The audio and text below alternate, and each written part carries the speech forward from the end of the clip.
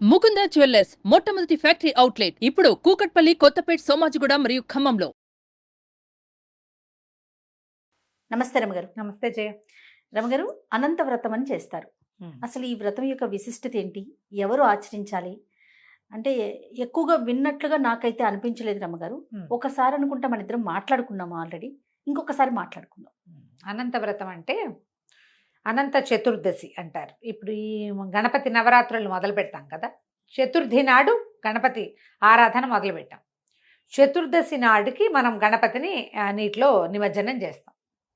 ఆ 14వ రోజు అనంత చతుర్దశిగా చెప్తారు. పౌర్ణమి ముందు రోజు. ఈ చతుర్దశికి త్రయోదశి కలిసిన రోజు పనికిరాదు, పౌర్ణమి కలిసిన రోజు పనికొస్తుంది. ఈ చతుర్దశి నాడు ఆచరించే వ్రతమే అనంత వ్రతం, అనంత పద్మనాభ వ్రతము అని చెప్తారు. పురాతన కాలం నుంచి ఇది ఉంది అని చెప్తారు. ఇప్పుడు మామూలుగా అనంతుడు అనగానే ఎవరు, ఏమిటి, ఇదొక ప్రశ్న వస్తుంది. అనంతుడు అంటే సృష్టికి ముందు నుంచి ఉన్నవాడు, అంతము లేనివాడు అనంతుడు. ఈ విష్ణువు యొక్క బ్రహ్మాండ స్వరూపంలోంచి, ఆయన నాభి కమలంలోంచి పుట్టిన బ్రహ్మ సృష్టి చేశాడు. అంటే ప్రపంచానికి మూలాధారమైన బ్రహ్మదేవుడికి మూలాధారుడైన వాడు అనంతుడు, ఆద్యంతాలు లేనివాడు. మనం శివరాత్రి అప్పుడు శివుడి కథ చెప్పుకుంటాం, పరమేశ్వరుడి కథ ఎట్లా చెప్పుకుంటాం మనం? అగ్నిస్తంభ రూపంలో ఆద్యంతాలు తెలియకుండా ఉన్నాడు అని. అవును కదా. ఈయన కూడా ఆద్యంతాలు తెలియనివాడు. మామూలుగా మనము చెప్పుకునేది శివాయ విష్ణు రూపాయ శివరూపాయ విష్ణువే. శివకేశవులు ఇద్దరికి భేదం లేదు, ఇద్దరు ఒకరే. ఆయన ఎట్లా పరమేశ్వరుడు ఆద్యంతాలు లేనివాడుగా ఉన్నాడో, అలాగే ఆద్యంతాలు లేనివాడుగా విష్ణువు కూడా ఉన్నాడు. ఆ స్వరూపమే అనంత పద్మనాభ స్వరూపం. ఈ వ్రతాన్ని ప్రత్యేకంగా చేసుకునే వాళ్ళు ఉంటారు. దీన్ని 14 సంవత్సరాలు చేయాలంటారు. దీనికి పూజా విధానం చాలా ప్రత్యేకంగా ఉంటుంది. మన ఇంట్లో లేకపోతే చెయ్యొచ్చా అనేది ఒక కామన్ ప్రశ్న సాధారణంగా అందరు అడుగుతారు. మా ఇంట్లో ఆనవాయి లేదండి అని. ఆనవాయి లేకపోయినా కూడా చేసుకోవచ్చు. కాకపోతే ఇది ఈ సంవత్సరం చేసాం, వచ్చే సంవత్సరం మానేస్తాం, చేయకూడదు. దీన్ని 14 సంవత్సరాల లెక్క పూజా విధానంలోనే అది చెప్పబడింది. మీరు ఒకవేళ మొదలు పెట్టదలుచుకుంటే ఒక అయ్యగారిని తెచ్చుకుని అనంత వ్రతం ఈ సంవత్సరం చేస్తే 14 years చేయాలి. అలా చేయగలము అనుకుంటేనే దిగాలి. అనుకుంటే దిగండి, చేసుకోవచ్చు. ఎందుకంటే ఇందులో ఉన్నది ఏమి లేదు, సాక్షాత్ విష్ణు పూజ. వేరే వ్రతం ఇంకేమిటో వ్యవహారం ఏమీ లేదు, విష్ణు పూజే. మళ్ళీ కూడా ఇందులో విష్ణువుకి అత్యంత ప్రీతిపాత్రురాలైన గంగాదేవితో సమానంగా యమునని పూజిస్తారు. ఇక్కడ విష్ణు పాదోద్భవి గంగ, ఆయన పాదాల నుంచి పుట్టింది. యమునా నది యమధర్మరాజు యొక్క చెల్లెలైన యమి యొక్క స్వరూపం. ఆవిడ కృష్ణుడికి ప్రేయసిగా చెప్తారు. కృష్ణ ప్రీతి, కృష్ణ భక్తురాలు యమున. ఈ యమునా నది కృష్ణావతారంలో మనకు కనపడుతుంది. యమునలోనే తిరిగాడు. అవునవును. యమునే శ్రీకృష్ణుడి పాదాలంటిది ఆయన పుట్టగానే. ఇక ఏ నదికి ఆ అవకాశం లభించల. వసుదేవుడు కృష్ణుడిని మోసుకెళ్తుంటే నది పైదాకా పొంగి ఆయన కాలు తగిలాక శాంతించింది. ఆ పాదం స్పర్శ కోసం తహతహలాడిపోయింది. అంత అపారమైన భక్తి. ఆ యమునని ఇక్కడ పూజిస్తాం. మామూలుగా మనం ఏ పూజ చేసుకున్నా కూడా కలశం పెట్టుకుని తదంగా కలశారాధనం కరిష్యే అనగానే గంగే యమునే చేవ గోదావరి సరస్వతి అని చదువుతాం. మొదటిది గంగ, రెండో పేరు యమున. ఓకే. ఆ యమున తోటి ఇక్కడ పూజ చేస్తాం. దీనికి యమునా నది నీళ్ళు ఎక్కడ దొరుకుతాయండి మనకంటే? మంత్రంతో నీటిని అభిమంత్రించి యమునకి ఆహ్వానం పలికి, మనం ఏ కలశం పెట్టుకున్నామో అందులో యమునా నదిని పిలిచి యమునకి షోడశోపచారాలు చేసి ఆ జలంతో మనం ఈ విష్ణు పూజ చేస్తాం. ఇందులో ఏం చేస్తారంటే ఈ 5 పడగలు లేదా ఇంకా 7 పడగలు కూడా, పడగలతోటి ఉన్నటువంటి నాగేంద్రుడు, శేషసేనం, దాని మీద విష్ణువు పడుకున్నట్టుగా రూపాన్ని తయారు చేసుకుంటారు.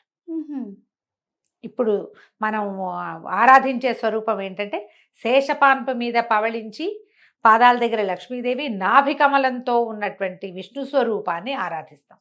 ఆయనే అనంతుడు. సర్పం మీద పడుకోవాలి. అలాంటి ఫోటో తెచ్చుకోవచ్చు. లేదా మనకి అయ్యగారిని ఎవరినైనా పిలిస్తే ఆయన దర్భతోటి చేస్తారు శేషసేనాన్ని. మా అక్కయ్య వసంత చేస్తుంది. అది చాలా ప్రాక్టీస్ చేసి చక్కగా పడగా కింద ఇది పైనేమో ఇట్లా విష్ణుమూర్తి పడుకున్నట్టుగా చేసుకుంటుంది. మనం ఒక ప్రతిమా స్వరూపం ఏదైనా పెట్టుకోవచ్చు. పెట్టుకోవచ్చు. మనం ఈ విగ్రహాలు ఇత్తడి విగ్రహాలు కొనుక్కుంటాం, వెండి కొనుక్కుంటాం. చిన్న అనంతుడి ప్రతిమ గనక కొని పెట్టుకుంటే ఈ 14 సంవత్సరాలు చేసుకోవచ్చు. ఓహ్! దీనికి సాధారణ నియమంగా చెప్పేది ఏంటంటే ఆ 2 మన తోరాలుగా ప్రత్యేకంగా పూజిస్తారు. తోర పూజ ఉంటుంది ఇందులో. హుహు. ఈ తోరాలు ఆడవాళ్ళకి వేరు, మగవాళ్ళకి వేరు 2 రకాల తోరాలు ఉంటాయి.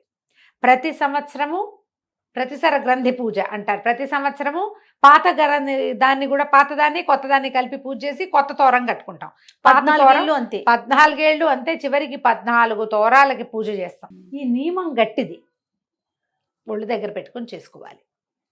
హ్మ్. మనకి సత్యనారాయణ వ్రతం సత్యదేవుడి కథ చెప్పుకున్నట్టుగానే అనంత వ్రతానికి కూడా అనంత పద్మనాభ వ్రత కథ ఉన్నది. హుహు. కొంతమంది ఇళ్లలో ఉంటుంది. ఇప్పుడు కేదారేశ్వర నోములు చేసుకుంటారు కదా అవునండి. జయ, అవునండి. చేస్తారా? అవును. అలాగే ఈ అనంత వ్రతం కూడా ఫ్యామిలీస్ పరంగా వచ్చేవి కూడా కనపడతాయి మనకి. ఓహ్! మా వాళ్ళ ఇంట్లో మాకేం లేవు. మా అక్కయ్య ఆ పుస్తకం మీద ఆసక్తి మొదలుపెట్టి ఎవరో ఫ్రెండ్ దగ్గర చూసి దానికి ఒక ఉద్రేకం, ఆ ఉత్సాహం కలిగి చేయటం మొదలుపెట్టింది. మా ఇంట్లో 5-6 కుటుంబాల వాళ్ళని అందులో ప్రవేశపెట్టింది. అంతా కలిసి చేసుకుంటారు. చేసుకుంటారు. ఎవరిళ్ళలో వాళ్ళు వేరే వేరే ఊళ్ళలో ఉంటే అక్కడక్కడ చేసుకోవటము. దీనికి 14 జతల అతిరసాలు, అప్పాలు నివేదన పెడతారు. అరిసెలు కానీ అప్పాలు కానీ. అది ఎవరికైనా వాయినం ఇవ్వాలి. ఏ సమయంలో చేస్తారు రమ్మగారు? ఉదయకాలమే, చతుర్దశి నాడు ఉదయకాలమే చేసుకుంటారు. 14 ఏళ్ళు అయ్యాక ఉద్యాపన చేసుకునే విధానం కూడా కనపడుతుంది. ఓహో! ప్రత్యేకంగా పుస్తకం ఉంది, వ్రత కథల పుస్తకాల్లో దొరుకుతుంది. చక్కటి కథ కూడా చెప్తారు, చాలా విశేషంగా చెప్తారు. పూర్వం ఒక బ్రాహ్మణుడు, ఆయనకి భార్య గతించింది. శీల అని ఒక కూతురు ఉంది. ఆయన మళ్ళీ కర్కశ అని ఒక ఆవిడ్ని పెళ్లి చేసుకుంటే ఆవిడ కూతుర్ని నానా బాధలు పెట్టింది. అయితే ఆయన ఒక కౌండిన్యుడు అనే ఒక బ్రాహ్మణుడు తన ఊరికి వస్తే ఆయనకి కన్యాదానం చేశాడు కూతుర్ని. ఆ కౌండిన్యుడు శీల ఇద్దరు కలిసి ఆ ఇంట్లో సత్తుపిండి ఏదో ఉంటే ఆ సత్తుపిండే ఇచ్చారు పిల్లకి, అంతకంటే ఏమి ఇవ్వాల.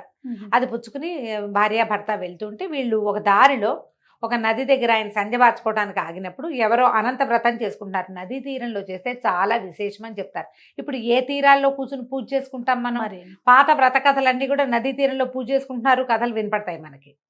ఎవరో పూజ చేసుకుంటుంటే అది చూసి ఆవిడ తను కూడా వాళ్ళతో పాటు పూజ చేసుకుని ఆ తోరను దాచిపెట్టుకుని ఇంటికి వచ్చి చేసుకునేది.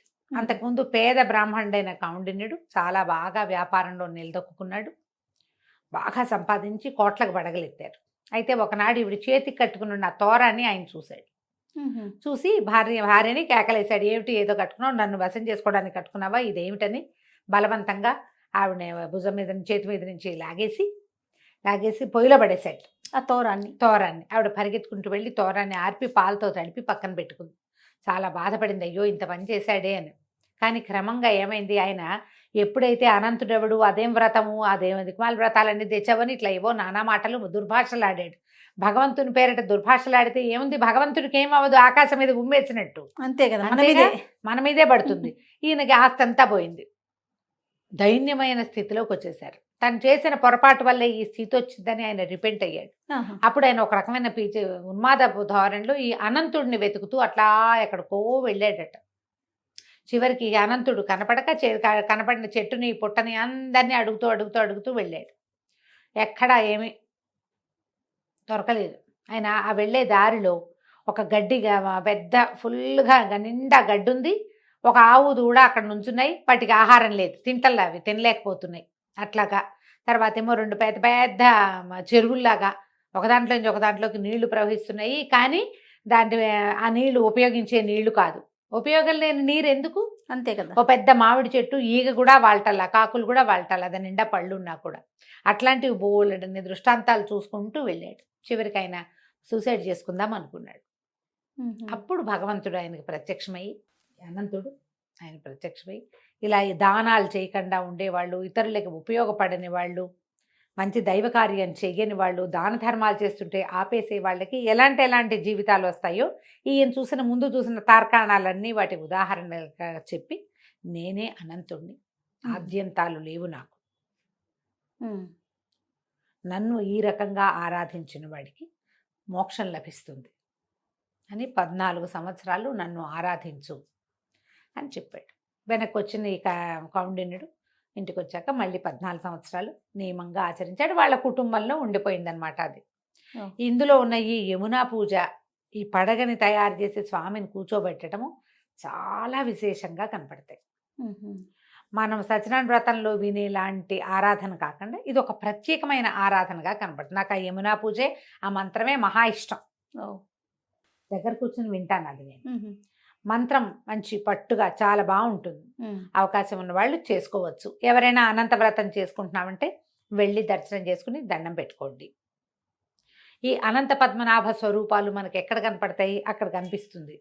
త్రివేంద్రంలో త్రివేంద్రం పద్మనాభ పద్మనాభ స్వామి ఆలయం ఉంది కదా. దేవాలయం ఉంది కదా మనకి. అలాగే శ్రీరంగంలోనూ శేషసేనుడిగా స్వామివారి దర్శనం ఇస్తాడు, కానీ ఆయన పేరు కూడా ఇదే, పద్మనాభ స్వామి దేవాలయం అని ప్రత్యేకంగా చెప్పబడింది.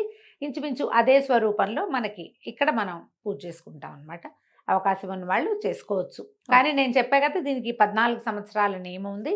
ఎవరైనా అయ్యగారితోటి మాట్లాడుకుని ఏటా ఆయనే వచ్చేలాగా మీరు ఈ తోరాలు పారేయకుండా సంవత్సరాలు మానే మధ్యలో ఏదైనా పురుడు అశౌచి వస్తే మానచ్చు. కానీ అవేవీ లేకుండా ఏదో వేరే వేరే వ్యవహారాలు ఉన్నాయని మానుకోకూడదు. శ్రద్ధగా, మీ శ్రద్ధే దీనికి కావాల్సిన పెట్టుబడి. ఎవరినైనా 100 మందిని పిలుచుకోవచ్చు, ఎవరిని పిలవకపోయినా మనమే మన ఇంట్లో మట్టుకే కాసిన 2 14 28 అతిరసాలు వండుకుని ఏదో పాయసం పెరుగన్న నివేదన చేసినా సరిపోతుంది. ఈ 14ని మాత్రం వాయనం ఇవ్వాలి ఒక జంటకి. దంపతులకి ఇస్తారు, బ్రాహ్మడికి ఇచ్చి దంపతులు ఉండాలంటారు. అదే మీ అవకాశాన్ని బట్టి చేసుకోవచ్చు. తప్పకుండా రమ్మగారు. నమస్తే. నమస్తే జయ.